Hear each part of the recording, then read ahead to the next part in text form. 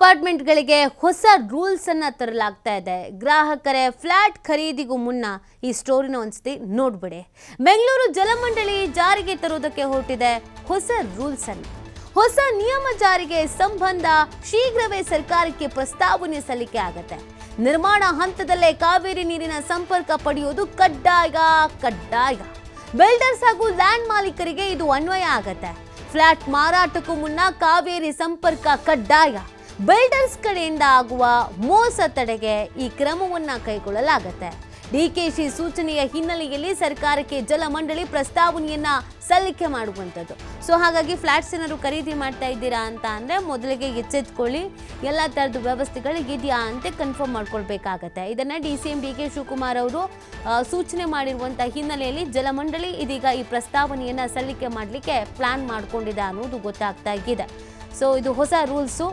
ಫ್ಲಾಟನ್ನು ಖರೀದಿ ಮಾಡ್ತಾ ಇದ್ದೀರಾ ಅಂತಂದರೆ ಈ ರೂಲ್ಸ್ ಬಗ್ಗೆ ಸ್ವಲ್ಪ ತಿಳ್ಕೊಳ್ಳೋದು ತುಂಬಾ ಒಳ್ಳೆಯದು. ಬೆಂಗಳೂರು ಜಲಮಂಡಳಿ ಜಾರಿಗೆ ತರುವುದಕ್ಕೆ ಹೊರಟಿದೆ ಈ ಒಂದು ಹೊಸ ರೂಲ್ಸನ್ನು. ಹೊಸ ನಿಯಮ ಜಾರಿಗೆ ಸಂಬಂಧ ಶೀಘ್ರವೇ ಸರ್ಕಾರಕ್ಕೆ ಪ್ರಸ್ತಾವನೆಯನ್ನು ಸಲ್ಲಿಸೋಕೆ ಪ್ಲಾನ್ ಮಾಡಿಕೊಳ್ಳಲಾಗಿದೆ. ನಿರ್ಮಾಣ ಹಂತದಲ್ಲೇ ಕಾವೇರಿ ನೀರಿನ ಸಂಪರ್ಕವನ್ನು ಪಡೆಯೋದು ಕಡ್ಡಾಯ. ಬಿಲ್ಡರ್ಸ್ ಹಾಗೂ ಲ್ಯಾಂಡ್ ಮಾಲೀಕರಿಗೆ ಇದು ಪ್ರಮುಖವಾಗಿ ಅನ್ವಯ ಆಗತ್ತೆ. ಬಿಲ್ಡರ್ಸ್ ಕಡೆಯಿಂದ ಆಗುವಂಥ ಮೋಸವನ್ನು ತಡಿಬೇಕು ಅಂತ ಇದೀಗ ಈ ಕ್ರಮಕ್ಕೆ ಮುಂದಾಗಲಾಗ್ತಾ ಇದೆ. DK ಶಿವಕುಮಾರ್ ಅವರು ಸೂಚನೆಯನ್ನು ನೀಡಿರುವಂಥ ಹಿನ್ನೆಲೆಯಲ್ಲಿ ಇದೀಗ ಜಲಮಂಡಳಿ ಈ ಪ್ರಸ್ತಾವನೆಯನ್ನು ಸರ್ಕಾರಕ್ಕೆ ಸಲ್ಲಿಸುವುದಕ್ಕೆ ಅಂತ ಸಕಲ ರೀತಿಯಾದಂಥ ತಯಾರಿಯನ್ನು ಮಾಡಿಕೊಂಡಿದೆ. ಇದು ಹೊಸ ರೂಲ್ಸ್ ಅನ್ವಯ ಆಗಬೇಕು ಅನ್ನುವಂಥ ನಿಟ್ಟಿನಲ್ಲಿ ಇದೀಗ ಪ್ರಸ್ತಾವನೆಯನ್ನು ಸಲ್ಲಿಕೆ ಮಾಡಲಾಗತ್ತೆ. ಸಾಕಷ್ಟು ಜನ ಯಾಮಾರಿಸುವಂಥ ಕೆಲಸವನ್ನು ಮಾಡಲಾಗ್ತಾ ಇತ್ತು. ಬಿಲ್ಡರ್ಸ್ ಹಾಗೂ ಲ್ಯಾಂಡ್ ಮಾಲೀಕರು ಕೂಡ ಇದನ್ನು ಗಮನದಲ್ಲಿ ಇಟ್ಕೊಳ್ಬೇಕಾಗತ್ತೆ. ಸೊ ಅವರಿಗೆ ಅಂತ ಈ ರೂಲ್ಸನ್ನು ಜಾರಿಗೆ ತರಲಾಗ್ತಾ ಇದೆ.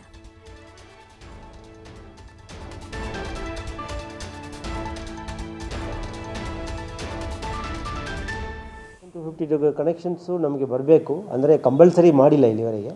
ಬಟ್ ಮುಂಬರುವ ದಿನಗಳಲ್ಲಿ ಈ ಥರ ನೀರಿನ ಸಮಸ್ಯೆ ಆಗದೆ ಅಂತರ್ಜಲವನ್ನು ಕುಸಿದೇ ನೋಡಿಕೊಳ್ಳೋದಕ್ಕಾಗಿ ಈಗಾಗಲೇ ಮಾನ್ಯ ಉಪಮುಖ್ಯಮಂತ್ರಿ ಮಾತಾಡಿದಾಗ ಖಂಡಿತ ಅಪಾರ್ಟ್ಮೆಂಟ್ಗಳು ಕಾವೇರಿ ಕನೆಕ್ಷನ್ ತೊಗೊಳ್ಬೇಕಾಗತ್ತೆ. ಯಾಕಂದರೆ ಇದು ಅಲ್ಲಿ ಯಾರು ನಾಗರಿಕರು ವಾಸ ಮಾಡ್ತಾರೆ ಅವರಿಗೆ ಒಂದು ನೀರಿನ ಭದ್ರತೆಯನ್ನು ಕೊಡೋದಕ್ಕಾಗಿ ನಾವು ಮಾಡಬೇಕಾಗತ್ತೆ. ಹಾಗಾಗಿ ಅಪಾರ್ಟ್ಮೆಂಟ್ ಕಟ್ಟಕ್ಕೆ ಮುಂಚೆನೇ ಬಿಲ್ಡರ್ಸ್ಗಳೇ ತೊಗೊಳ್ಳೋ ಥರ ಒಂದು ವ್ಯವಸ್ಥೆಯನ್ನು ಕಲ್ಪಿಸಿ ಅಂತ ಮಾನ್ಯ ಉಪಮುಖ್ಯಮಂತ್ರಿಯವರು ಸಾರ್ವಜನಿಕ ದೃಷ್ಟಿಯಿಂದ ನಮಗೊಂದು ಡೈರೆಕ್ಷನ್ಸ್ ಕೊಟ್ಟಿದ್ದಾರೆ. ಅದರಂತೆ ನಾವು ಬೋರ್ಡಲ್ಲಿ ಚರ್ಚೆ ಮಾಡಿ ಆ ರೀತಿ ಒಂದು ಸ್ಕೀಮನ್ನು ಮಾಡಿ ಸರ್ಕಾರಕ್ಕೆ ಕಳಿಸ್ತೀವಿ. ಇಲ್ಲ ಆದರೆ ನಮಗೆ ಈಗಾಗಲೇ ಏನಾಗಿದೆ 120 ಅಪಾರ್ಟ್ಮೆಂಟ್ಸ್ಗಳು ಫ್ಲಾಟ್ಸ್ಗಳ ಮೇಲೆ ಇರುವ ಅಪಾರ್ಟ್ಮೆಂಟ್ಗಳು ಖಂಡಿತ ನಮ್ಮ ಸ್ಯಾನಿಟರಿ ಕನೆಕ್ಷನ್ಸ್ಗೆ ತೊಗೊಳ್ಬೇಕು. ಅದು ಕೆಳಗಿರುವಂಥ ಒಂದು ನಿಯಮಗಳಿದೆ.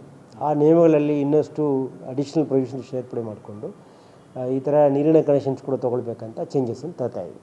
ಕಾನೂನು ಪ್ರಕಾರ ಅಪಾರ್ಟ್ಮೆಂಟ್ಗಳಿಗೆ ಕಾವೇರಿ ನೀರು ಕನೆಕ್ಷನ್ ತೊಗೊಳ್ಬೇಕಂತ ಕಡ್ಡಾಯ ಏನೂ ಇಲ್ಲ.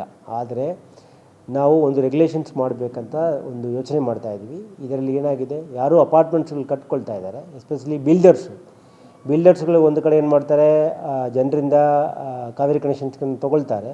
ಆದರೆ ಅದನ್ನು ಸಮಯದಲ್ಲಿ ತೊಗೊಳ್ಳೋದೇ NOC ಮಾತ್ರ ಮಾಡಿಕೊಂಡು ಅವ್ರು ಬಿಲ್ಡಿಂಗನ್ನು ಕಟ್ಬಿಟ್ಟು ಫ್ಲಾಟನ್ನು ಮಾರಿಬಿಟ್ಟು ಕೆಲವರು ಹೋಗ್ಬಿಡ್ತಾರೆ. ಎಲ್ಲರೂ ಮಾಡ್ತಾರೆ ಅಂದಿಲ್ಲ, ಕೆಲವರು ಹೋಗ್ತಾರೆ. ಆವಾಗ ಏನಾಗುತ್ತೆ, ಯಾರು ಫ್ಲಾಟ್ ತೊಗೊಂಡಿದ್ದಾರೆ ಅವರಿಗೆ ಕಾವೇರಿ ಕನೆಕ್ಷನ್ ಇದೆ ಅಂತ ಒಂದು ಅನುಮಾನದಲ್ಲಿ ಒಂದು ನಂಬಿಕೆಯಲ್ಲಿ ತೊಗೊಳ್ತಾರೆ.